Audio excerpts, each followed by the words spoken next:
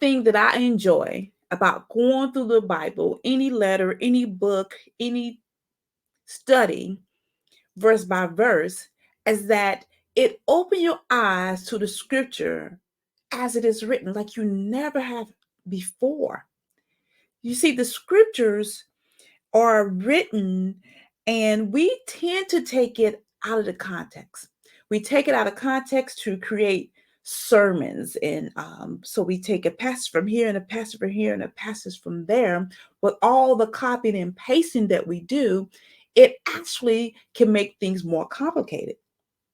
Because now all of that some people take, copy and paste and cut from there, that passage they removed no longer mean what it says in the context of the letter or the book that it was removed from.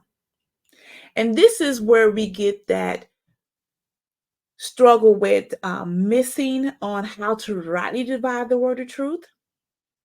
As an adult, as I shared with you before, I came along into the Pentecostal faith. For the Pentecostal faith, the book of Acts is its foundation for that faith. And not only for Pentecostal, because Acts chapter 2, like we spoken last week, is a foundation for many of the non-denominational religious systems because of their thought, of their understanding of the text is the church has been born. And that most definitely is misinterpreted because we do know that the church began in the wilderness. That congregation, that ecclesia, began in the wilderness.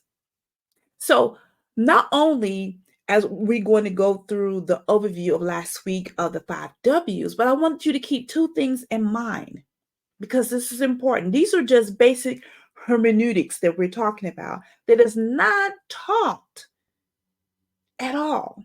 Well, I'm not going to say it all because there are some places who are teaching it. Eisegesis. It's important for you to understand. And if you're not new to this channel, you heard this before. But eisegesis is important to understand because this is where you get people who's interpreting the scriptures to say what they wish for it to say what their doctrine or tradition is about. So they're taking things that are not intended for the contents of the letter that is written or book, however way that you want to say it. So that's eisegesis. Exegesis is that you're reading and you take it out of the contents of the scripture as originally written. As it is written.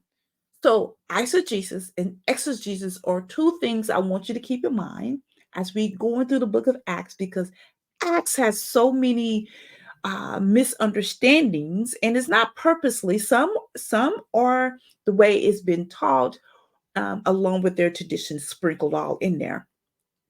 But I want you to remember those two along with the 5 W's that we covered in the overview we're going to cover today, because that will help you keep the contents of how it is written.